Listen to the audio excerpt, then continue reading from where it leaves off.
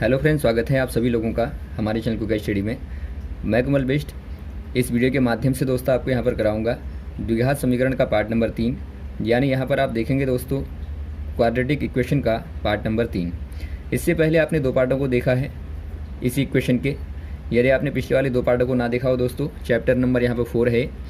यदि आपने दो पार्टों को ना देखा हो आप ज़रूर देख लें, ताकि आपके इसके पहले वाले जो क्वेश्चन हैं या फिर जो भी आपके क्वेश्चन होंगे दोस्तों जो पहले वाले इसके अकॉर्डिंग आने वाले हैं उनको आप आराम से समझ पाएंगे और साथ में आप इस वाले टॉपिक को कनेक्ट कर पाएंगे। यदि आप पिछले वाले टॉपिक को नहीं देखते हैं तो आप यहाँ कनेक्ट आराम से नहीं कर पाते हैं, तो इसीलिए आप बेसिक से आप यहाँ पर शुरुआत से देखना चाहें तो देख सकते हैं पिछले दो वीडियोज़ को। यहाँ पे देखिए दोस्तों, हमने शुरू वाली वीडियो में आपको बताया था कि आप द्विघात समीकरण को, यानी जो क्वाड्रेटिक इक्वेशन होती है, आप क्वाड्रेटिक इक्वेशन को आइडेंटिफाई कैसे करते हैं। आपने देखा था जो जनरल फॉर्म होता है क्वाड्रेटिक इक्वेशन का दोस्तों, वो जनरल फॉर्म क्या था। जनरल जो फॉर्म था वो आपका होता है ax² + bx + c = 0। जहाँ पर आपने देखा a b c क्या है दोस्तों, कांस्टेंट हैं, यानी कि यहाँ पर नियतांक हैं, अचर हैं। और जहाँ पर x क्या है, x यहाँ पर चर है, वेरिएबल है, चर राशि है, और आपको इसी को निकालना होता है। और इसी को निकालने की, जो x के मान को निकालने की जो मेथड हैं दोस्तों, अलग अलग प्रकार की मेथडें होती हैं, जिनमें से पहले वाले जो मेथड है जो बहुतायत एग्ज़ाम में पूछी जाती है या फिर जो बहुत ही कॉमन होती है, वो होती है गुणनखंड विधि। गुणनखंड विधि में क्या होता है, जो कि आपको सेकंड वाले टॉपिक में हमने कराई थी। गुणनखंड विधि में क्या होता है, यानी कि आप इसको फैक्टराइजेशन मेथड भी कहते हैं। आप क्वाड्रेटिक इक्वेशन के फैक्टर करते हैं अलग अलग ऐसे फॉर्म में, और यहाँ से आप आराम से x के मान को निकाल लेते हैं। कुछ ऐसे फॉर्म में आप इसको निकालते हैं, ऐसे फॉर्म में कुछ निकालते हैं दोस्तों, यहाँ प्लस माइनस कुछ भी हो सकता है, और बाद में यहाँ से आप x के मान को निकाल लेते हैं। सेकंड वाली मेथड आपने देखी थी श्रीधराचार्य विधि। श्रीधराचार्य विधि के द्वारा आप कैसे क्वाड्रेटिक इक्वेशन को सॉल्व करते हैं, द्विघात समीकरण को हल करते हैं। इस वाली मेथड को आपने कहाँ यूज़ किया था दोस्तों। यदि आप गुणनखंड मेथड के द्वारा किसी क्वेश्चन को सॉल्व नहीं कर पाएंगे तो आप श्रीधराचार्य मेथड के द्वारा आराम से उसको कर लेंगे, या फिर आप यहाँ पर श्रीधराचार्य वाली मेथड को किसी वाले क्वेश्चन में भी लगा सकते हैं जो कि द्विघात समीकरण है।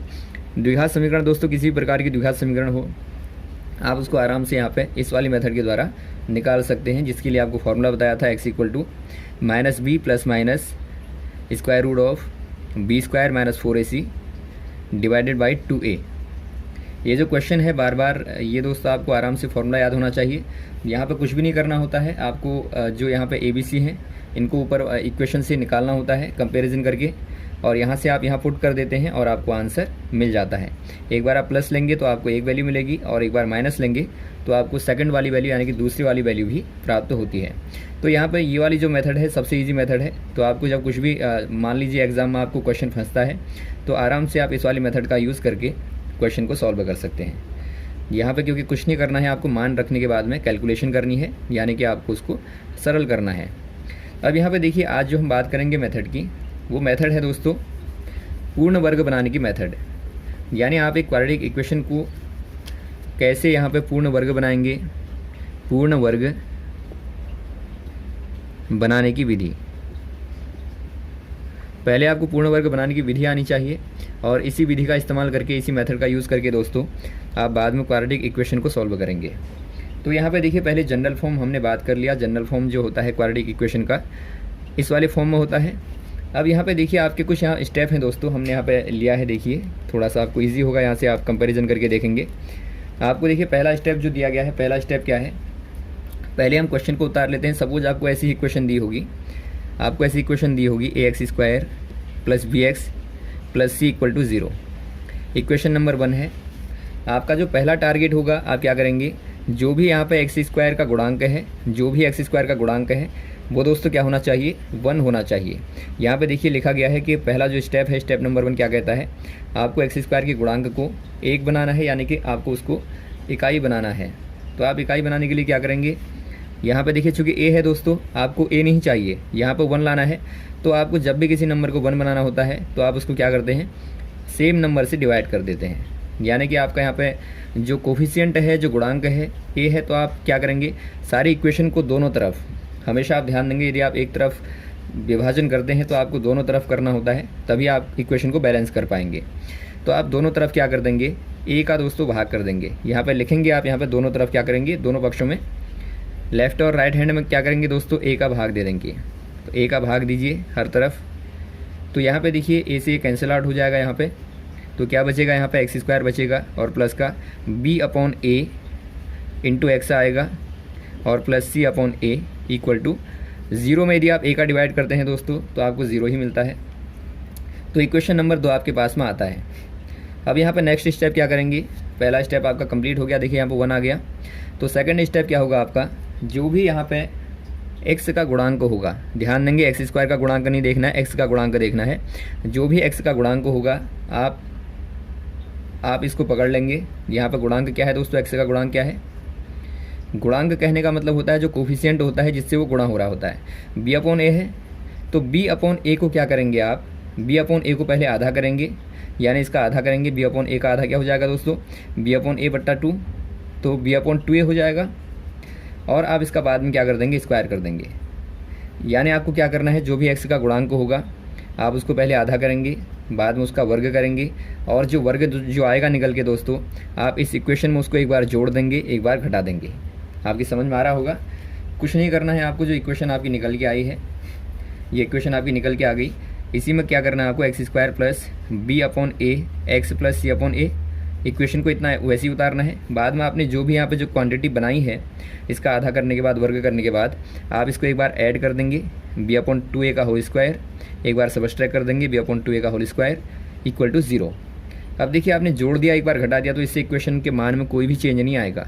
सपोज आप +2 करते हैं, -2 करते हैं, तो इससे कोई अंतर यहाँ पर रिजल्ट में आपको देखने को नहीं मिलेगा, क्योंकि इसका 0 हो जाएगा। लेकिन आप इससे क्या करेंगे, इक्वेशन के फॉर्मेट को चेंज करेंगे। आप इनको रीअरेंज करने के बाद में इक्वेशन के फॉर्मेट को चेंज कर देंगे। तो यहाँ पर देखिए अब 2 स्टेप कंप्लीट हो गए। आपका जो नेक्स्ट स्टेप होगा आप इनको रीअरेंज कर लेंगे। यहाँ पे देखिए आपका जो नेक्स्ट वाला स्टेप है, आपको रीअरेंज करना है इक्वेशन को। रीअरेंज कैसे करेंगे दोस्तों, जो यहाँ पर आपकी ये वाली क्वांटिटीज़ हैं ये आपकी एक साथ आ जाएंगी, और जो बची क्वांटिटीज़ हैं ये आपकी एक साथ आ जाएंगी।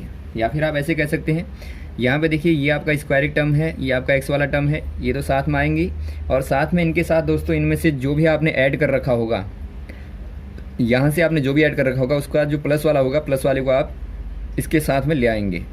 आप ध्यान देंगे जो प्लस वाला होगा उसको यहाँ ले आएंगे, और इसके साथ दोस्तों माइनस वाला जो भी है इनको सॉल्व कर देंगे। देखिए तो क्या बनेगा, आपको क्या इक्वेशन मिल जाएगी। यही फॉर्मेट आपको थोड़ा सा चेंज करने के बाद में कुछ ऐसे दिखाई देने लगेगा। यानी आप इसको यहाँ लिखना चाहें तो थोड़ा सा यहाँ पे लिख लेते हैं दोस्तों। यदि आप इसको लिखना चाहें तो ये आपका इक्वेशन जो दिखेगा, x square plus b upon a x, और प्लस जो भी यहाँ का एक टर्म था उसको आप यहाँ ले आएंगे, इसके साथ ले आएंगे, इनमें से b अपॉन 2a का होल स्क्वायर आपने जो ऐड किया था, और जो प्लस है दोस्तों c अपॉन a, और जो माइनस b अपॉन 2a का होल स्क्वायर है, इनको सॉल्व करेंगे। ये आपका एक टर्म अलग देंगे, यानी एक टर्म ये हो गया आपके पास में, और दूसरा टर्म ये हो गया। तो 2 टर्म हो गए आपके, पहला टर्म और दूसरा टर्म, और बीच में आपका प्लस है। ये आप जब सॉल्व करेंगे इस वाले टर्म को हमेशा, तो ऑलवेज़ आपको नेगेटिव साइन के साथ में वैल्यू मिलेगी। तो आपको ये जो फॉर्मेट होगा कैसा दिखेगा आपको फॉर्मेट, ये फॉर्मेट आपको कुछ ऐसे दिखेगा। देखिए ये आपका आएगा टोटल, आपको एक स्क्वायरिक टर्म मिलेगा एक्स स्क्वायर के फॉर्म में, या फिर आप इसको एक्स प्लस ए टाइप कुछ देखेंगे का होल स्क्वायर होगा, और सेकंड वाला आपको कुछ माइनस करके एक कांस्टेंट होगा दोस्तों, जो भी कांस्टेंट हो, मान लो आप ए मान लीजिए या के मान लीजिए, कुछ ऐसे फॉर्म में आपको दिखेगा। अब यहाँ पर इसे आप गौर से देखें तो ये आप देखते हैं दोस्तों, ये भी अपने आप में एक होल स्क्वायरिक टर्म है, ये भी अपने आप में होल स्क्वायरिक टर्म है। तो आप इसी को कहते हैं पूर्ण वर्ग फैक्टर। अब यहाँ पे देखिए आपने देखा होगा a square minus B square equal to क्या होता है, ये आपका आइडेंटिटी फार्मूला होता है। a प्लस बी और a माइनस बी होता है, आपको मालूम होगा। तो आप इसी का यहाँ पर इस्तेमाल करके, इसी का यहाँ पर प्रयोग करके, अप्लाई करके यहाँ पे इसको लिख सकते हैं। ये आपका a हो गया, ये आपका b हो गया। ध्यान देंगे यहाँ पे a क्या है दोस्तों, a यहाँ पे x प्लस a है, और b यहाँ पे है k। तो a plus B a minus B आप इसको लिख सकते हैं। You can return as this equation in this form. तो आप इसको इस वाले फॉर्म में लिखेंगे तो क्या हो जाएगा, a प्लस बी, a यहाँ पर आपके पास में है x प्लस a और प्लस a प्लस b है यहाँ पे, और सेकंड वाला आपका है इंटू करके a माइनस बी। यानी आपका a क्या है दोस्तों, x प्लस a है, और माइनस b क्या है यहाँ पे, b k है। यहाँ भी आपका b k है तो k लिखेंगे यहाँ पे, तो आप देखते हैं दोनों आप। तो अब यहाँ पे क्या होगा दोस्तों, आपके पास वही वाला बिल्कुल देखिए आपने जो गुणनखंड वाला देखा था वही फॉर्मेट यहाँ पे निकल के आ जाएगा। एक बार आप इसको इक्वेट 0 कर देंगे, एक बार इसको इक्वेट 0 कर देंगे तो आपको 2 वैल्यूज़ मिल जाएंगी। ये तो हमने दोस्तों आपको जनरल फॉर्म में बताया, जो कि आपका यदि कोई भी क्वेश्चन आप लेंगे तो आपको जनरल मेथड आपको बताई। अब क्वेश्चन के माध्यम से, एग्जाम्पल के माध्यम से आपको बताएंगे तो आप देखेंगे बहुत ही ईजिली आप इसको निकाल लेंगे, बहुत ही ईजिली निकाल लेंगे आप। कुछ भी नहीं करना है, 3 स्टेप करने हैं और कैलकुलेशन में थोड़ा सा ध्यान देना है आपको, चिन्हों का, आराम से आप निकाल लेंगे। देखिए क्वेश्चन लेते हैं, एग्जाम्पल लेते हैं दोस्तों। 2 एग्जाम्पल हैं हमारे पास में, जो 2 टाइप के क्वेश्चन आते हैं इसके आधार पे। पहला आपको देखिए जो शुरू वाला जो कोफिशिएंट होगा x स्क्वायर का 1 दिया होगा। सपोज़ आपको कुछ ऐसा क्वेश्चन दिया होगा, ये क्वेश्चन आपको दिया होगा। तो यहाँ पर आप देखते हैं दोस्तों जो x स्क्वायर का कोफिशिएंट है 1 है। तो पहला स्टेप क्या था आपका, 3 स्टेप होते हैं। पहला स्टेप कहता था कि आपको x स्क्वायर के टर्म को 1 करना है, तो आपको पहले से दिया है, ऑलरेडी दिया है, तो आपको यहाँ कुछ नहीं करना है पहले स्टेप में। इक्वेशन नंबर 1 हो गई। सेकंड स्टेप क्या कहता है दोस्तों, आपका सेकंड वाला स्टेप कहता है कि जो भी यहाँ पे x का गुणांक है, यानी x का जो कोफिशिएंट है, गुणांक है, आप इसको पकड़िए, आप इसका आधा कीजिए और उसका वर्ग कर दीजिए। तो यहाँ पे देखिए 4 का आधा करेंगे तो आपको 2 मिलेगा, 2 का वर्ग करेंगे तो आपको 4 मिलेगा। तो 4 को क्या करना है, एक बार इक्वेशन में जोड़ना है, एक बार घटाना है। तो आप ये निकालने के बाद रफ में निकालेंगे, इसको यहाँ नहीं लिखेंगे। तो यहाँ पे क्या करेंगे, आप लिखेंगे कि यहाँ पे जो x का गुणांक है वो 4 है और हमने उसका आधा करके वर्ग किया तो हमें 4 प्राप्त होता है। और इक्वेशन में 4 को जोड़ने और घटाने पे ये आपको लिखना पड़ेगा, आप खाली डायरेक्ट नहीं लिखेंगे। आपको इसका लिखने के बाद में आप यहाँ इक्वेशन को बनाएंगे, x का स्क्वायर प्लस पहले इक्वेशन को एज इट इज़ नीचे उतारेंगे और -5। अब यहाँ पे जोड़ देंगे एक बार 4 को, एक बार घटा देंगे, तो इससे मान में कोई परिवर्तन नहीं आएगा, लेकिन इक्वेशन का फॉर्म अब आपको चेंज करना है। देखिए दोस्तों यहाँ पर आने के बाद आपको क्या करना है, थर्ड वाला स्टेप रीअरेंज करना है, यानी कि आपको इनको यहाँ पे बैलेंस करना है, आगे पीछे करके रीअरेंज करना है। तो आपको स्क्वायरिक टर्म लेना है और x वाला टर्म लेना है, और जो आपने यहाँ पे ऐड कर रखा था उनमें से प्लस वाले को ले लीजिए। ले लिया, आप इसको ब्रैकेट कर दीजिए। ये आपका पहला वाला टर्म हो गया और आपको निकालना है सेकंड वाला टर्म। तो सेकंड वाला टर्म क्या होगा, सेकंड वाला टर्म होगा दोस्तों -5 बचा और -4 = 0। ये सेकंड टर्म देगा। आप इसको ज़रा सॉल्व करेंगे तो आप देखते हैं ये जो आपका फॉर्मेट है, गौर से देखेंगे दोस्तों, ये जो फॉर्मेट आपको दिखाई देता है ये x² + 4x + 4 है।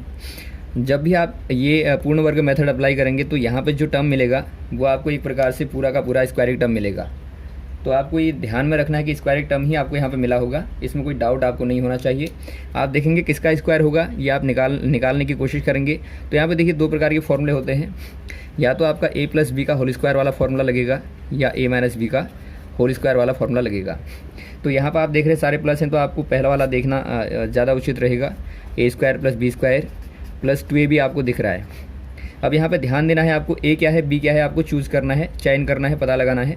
तो a² यहाँ पे देखिए a तो आपको क्लियर दिखता है कि x है, और b की जगह पे क्या है दोस्तों b² करेंगे तो आपको देखिए 4 का स्क्वायर, 4 किसका स्क्वायर होता है 2 का, तो 2 का स्क्वायर होता है, तो यहाँ पे आ जाएगा आपका b की जगह पे 2 आ जाएगा।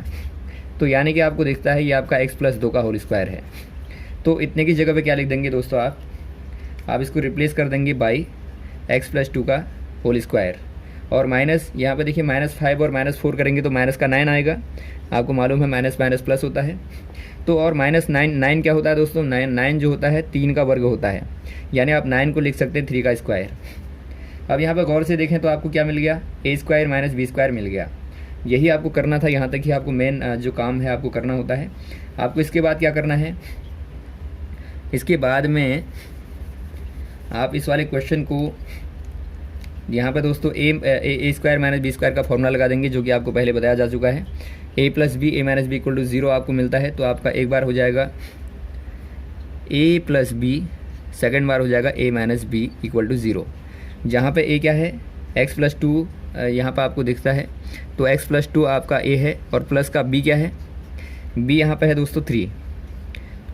और वैसे ही यहाँ पे देखिए a - b करना है, a - b, तो a आपका x + 2 हो गया, -b 3 हो गया = 0। ये कर लिया आपने। अब आपको इनको सॉल्व कर देना है। यहाँ पे देखिए x प्लस, देखिए 2 में 3 को ऐड करेंगे तो आपको 5 मिलेगा प्लस का, और वैसे ही यहाँ पे देखिए x + यहाँ प्लस का 2 है, माइनस का 3 है। प्लस का 2 माइनस का 3 कितना होता है दोस्तों, माइनस का 1 होता है। तो माइनस का 1 यहाँ आएगा इक्वल टू 0। तो यहाँ पर आपको देखिए पहले वाली जो आप शुरू वाली मेथड से क्वेश्चन को सॉल्व करते हैं, जो गुणनखंड विधि से आप क्वेश्चन को सॉल्व करते हैं, वही बिल्कुल आपको निकल के मिलता है। एक बार आप x + 5 = 0 रखेंगे, एक बार x - 1 = 0 रखेंगे। ऐसा आप क्यों करते हैं दोस्तों, आपको यहाँ पे देखिए ये वाला टर्म इससे गुणा करने पे 0 मिल रहा है, तो या तो ये टर्म 0 होना चाहिए या फिर ये वाला टर्म 0 होना चाहिए, या दोनों ही टर्म 0 होने चाहिए। तो आप इसी वाली एप्लीकेशन का यूज़ करने के बाद आप ये वाला रिजल्ट निकालते हैं। पहले वाले को सॉल्व करेंगे तो इस वाले को सॉल्व करने से आपको मिलता है x + 5 = 0। This implies that x should equal to -5। यहाँ पर जो x होना चाहिए -5 होना चाहिए। वैसे ही आप सेकंड वाले को सॉल्व करेंगे तो x - 1 = 0। This implies that x should equal to +1, क्योंकि आप जब पक्षांतर करेंगे तो माइनस का प्लस हो जाएगा। तो ये दोनों मान आपके पास में x के आते हैं, यही आपका आंसर हो जाएगा। -5 और 1 आप कह देंगे, इसका सोल्यूशन होगा। अब देखिए दोस्तों सेकंड वाला क्वेश्चन करते हैं। उम्मीद है आपको अच्छा लगा होगा, ये क्वेश्चन आया होगा समझ में। यहाँ पे देखिए क्वेश्चन हमने उतार लिया, क्वेश्चन नंबर जो हमने सेकंड वाला एग्जांपल लिया है। यहाँ पे क्या खास बात होगी दोस्तों, आपको x² का जो गुणांक होगा 1 नहीं दिया होगा। तो आपको पहला स्टेप क्या करना है, स्टेप नंबर 1 जो कहता है वो कहता है कि जो x² का गुणांक है आपको उसको यूनिट बनाना है, उसको 1 बनाना है।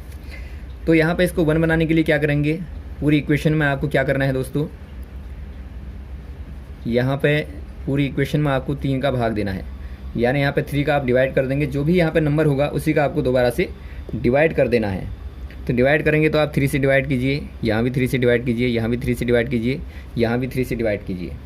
तो ये कैंसिल आउट हो जाएगा 3 से 3। यहाँ मिलेगा आपको x² - 5/3 × x और +2/3 = 0। ये आपके पास पहला इक्वेशन आता है। सेकंड स्टेप करेंगे, आपको जो सेकंड स्टेप बता रखा था, सेकंड स्टेप क्या बताया था दोस्तों, आपको यहाँ पे जो भी x का गुणांक दिखाई देता है आपको इसको चूज़ करना है। यहाँ पे दिखता है आपको 5/3, आपको इसका आधा करना है। आधा कर देंगे तो आपको मिलेगा 5/6, क्योंकि यहाँ पे जब आप 5/3 का आधा करते हैं तो 5/6 हो जाता है। और फिर इसका आप वर्ग कर देंगे तो आपको मिलेगा 5 का वर्ग करने पर 25 मिलेगा, 6 का वर्ग करने पर 36 मिलेगा, यानी 25/36 आपको मिलता है। तो आपको इसी क्वांटिटी को एक बार ऐड करना है, एक बार सब्ट्रैक्ट करना है, यानी एक बार जोड़ देंगे, एक बार घटा देंगे। तो आपका सेकंड वाला स्टेप कहता है इक्वेशन में पहले आप वैसे ही उतारें, इक्वेशन को वैसे ही उतारेंगे। और यहाँ पे क्या करेंगे दोस्तों, एक बार आप 25/36 को यानी 25/36 को ऐड करेंगे, एक बार सब्ट्रैक्ट करेंगे, तो आपको क्या मिलेगा, इक्वेशन का नया फॉर्मेट आपको देखने को मिलेगा। इसके बाद क्या करना था आपको, स्टेप नंबर 3 में, थर्ड वाले स्टेप में आपको दोस्तों इनको रीअरेंज करना है, यानी कि आपको जो भी यहाँ पे दिया गया है आपको इसको रीअरेंज करना है। रीअरेंज करने के लिए क्या करेंगे, आप स्क्वायर टर्म को ऐसे ही लिखें और आप x/y को भी ऐसे ही लिखेंगे, और इसके साथ में इनमें से जो आपने ऐड कर रखा है जो प्लस वाला है उसको आप इनके साथ ले आएंगे। आपको प्लस वाले को लाना है, ध्यान देना है बार बार, जो धन वाला होगा आपको उसको ही इसके साथ लाना है। और बचा जो टर्म है दोस्तों, जो रिमेनिंग टर्म है उनको आप कैलकुलेट कर देंगे, +2/3 और -25/36 = 0। दोनों को कैलकुलेट कर देंगे। यहाँ पे देखिए पहला टर्म ये आ गया, सेकंड टर्म ये आ गया। पहले वाले टर्म में आप देख रहे हैं ये किसका स्क्वायर बन रहा है, यहाँ पे माइनस है, यहाँ प्लस है, तो आपको माइनस और प्लस कहाँ मिलता है दोस्तों, यहाँ तो सारे प्लस मिलते हैं। तो सेकंड वाला जो होगा a² + b² - 2ab यहाँ पर मिलता है, यानी आपका जो ये वाला स्क्वायर टर्म होगा ये कुछ ऐसे बनेगा। तो यहाँ पर आपको a को देखना है, a तो आपको दिखता है, साफ साफ दिख रहा है, यहाँ पर x होगा। और जो b होगा दोस्तों, b क्या होगा, यहाँ पर देख लीजिए आप, b को जब भी देखना होगा आप होल स्क्वायर टर्म को देखेंगे, जहाँ पर आपको दिखता है कि 5 यहाँ पे 6 होना चाहिए b। तो x - 5 का होल स्क्वायर करेंगे तो ओपन करने पर आपको यही मिलेगा। तो आप इसको क्या लिख देंगे, आप इसको लिख देंगे x - 5/6 का होल स्क्वायर। और यहाँ बचा आपका जो ये वाला टर्म बचा, इसको आप सॉल्व कीजिए। यदि आप 2/3 को दोस्तों सॉल्व करते हैं, 2/3 माइनस 25/36 को सॉल्व करेंगे तो क्या मिलेगा, ये आपका एक प्रकार से भिन्न है। भिन्न का यहाँ पर घटाना करना है आपको। देखिए हर समान करेंगे पहला काम, तो यहाँ पर आप हर समान करने के लिए किसका गुणा करेंगे दोस्तों, 12 का गुणा कर देंगे ऊपर नीचे, और यहाँ पर 24 - 25/36 आएगा, यानी कि -1/36 आपको मिलता है। तो यहाँ पे जो टर्म मिलेगा आपको क्या मिल जाएगा, यहाँ पे माइनस का माइनस का 1/36 मिला इक्वल टू 0। अब देखिए 1/36 को आप क्या लिख सकते हैं दोस्तों, 1/6 का होल स्क्वायर लिख सकते हैं। तो यहाँ पे देखिए पहला ए स्क्वायर आ गया, दूसरा आपका बी स्क्वायर आ गया, बीच में माइनस आ गया। तो जो सेम आपने जो ये वाला कंडीशन निकाली थी, ये वाली वही कंडीशन निकल के आ गई। तो यहाँ पर आप इसको लिख देंगे एक बार x - 5/6 प्लस ए कर देंगे 1/6 प्लस बी, और एक बार कर देंगे आप यहाँ पे इसी को x - 5/6 minus B equal to 0। तो आप इनको सॉल्व करेंगे तो आपको दोबारा से x के मान निकल के आ जाएंगे।